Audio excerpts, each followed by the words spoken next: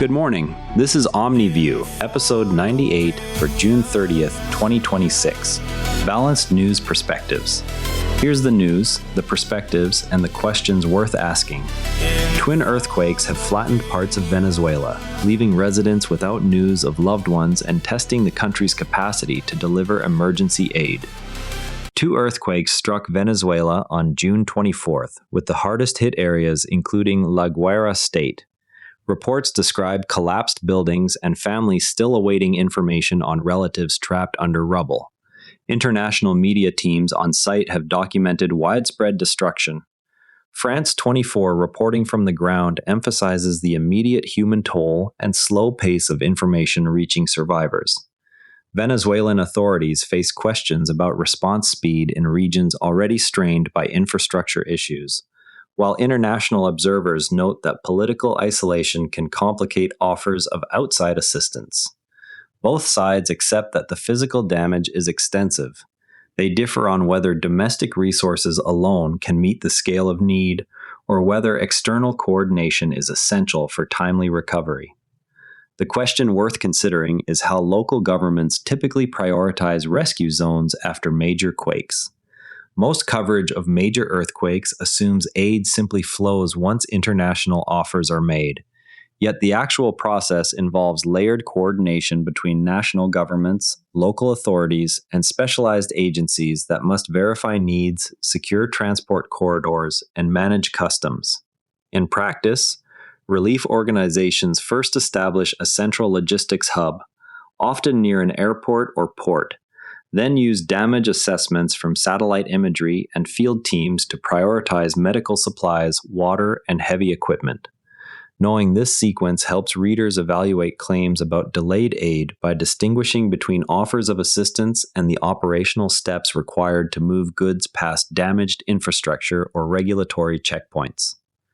Next time headlines mention rapid international response, ask which agency controls entry points, how priorities are set among competing regions, and what historical examples show successful versus stalled deliveries after comparable events. Shifting now to Europe, a shrapnel-filled backpack bomb exploded in a luxury Monaco building, injuring Vadim Ermolayev, his wife, and teenage son. Monaco authorities described the device as containing bolts and pellets. Investigations are underway into the targeted nature of the attack. BBC and Daily Mail accounts focus on the personal injuries and the apparent targeting of a wealthy Ukrainian businessman. Monaco officials stress the rarity of such incidents in the principality and the ongoing manhunt.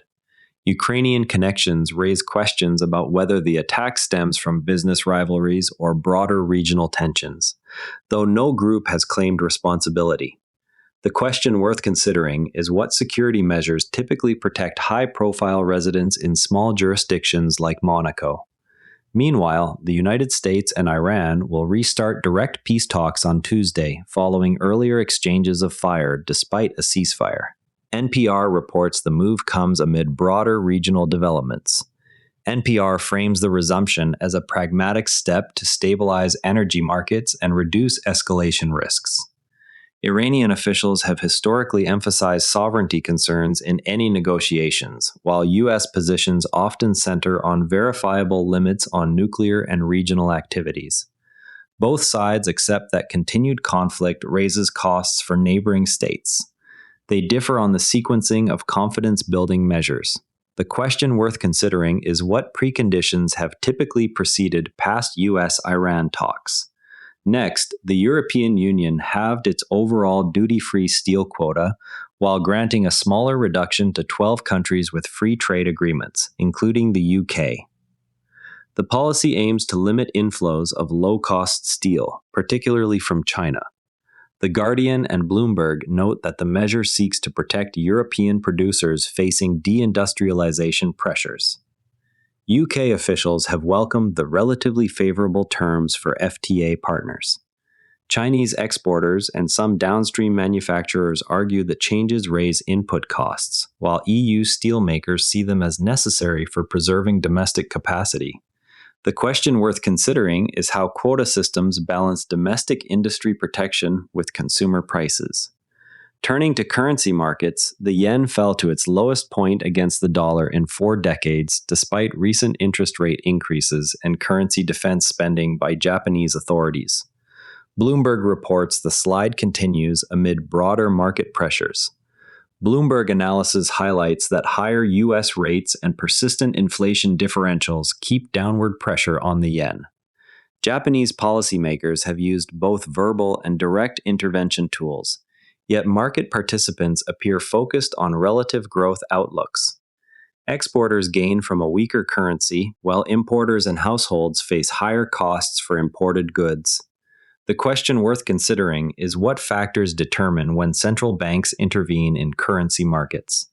Bundesbank President Joachim Nagel told CNBC that inflation could stay significantly above target levels even after recent geopolitical developments eased some energy pressures. CNBC coverage highlights that supply chain and labor market factors continue to support price pressures. European policymakers must weigh further rate adjustments against risks of slowing growth.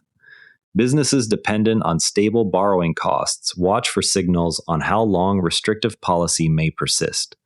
The question worth considering is what data points do central banks prioritize when assessing persistent inflation? Digital Realty announced the purchase of a major stake in 3 data centers from Blackstone, causing its shares to fall 4% in pre-market trading. CNBC notes investor reaction reflected concerns over integration costs and valuation. Data center demand continues to rise with AI and cloud growth, yet financing structures and location-specific risks remain key variables. Asset managers like Blackstone see opportunities to recycle capital into newer projects. The question worth considering is how hyperscale tenants influence data center valuations.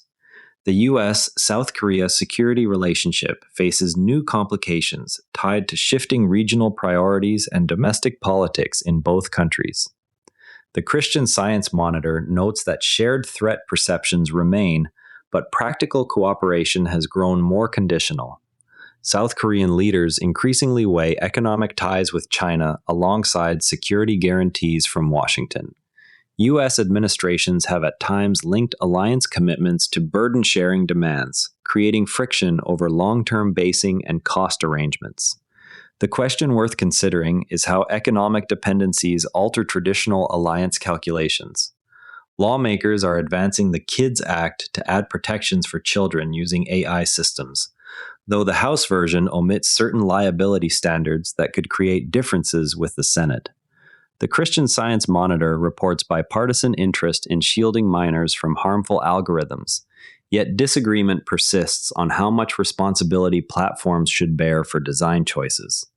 Consumer advocates push for stronger enforcement tools, while industry groups warn that broad liability could slow innovation and limit service availability. The question worth considering is how age verification requirements interact with privacy protections.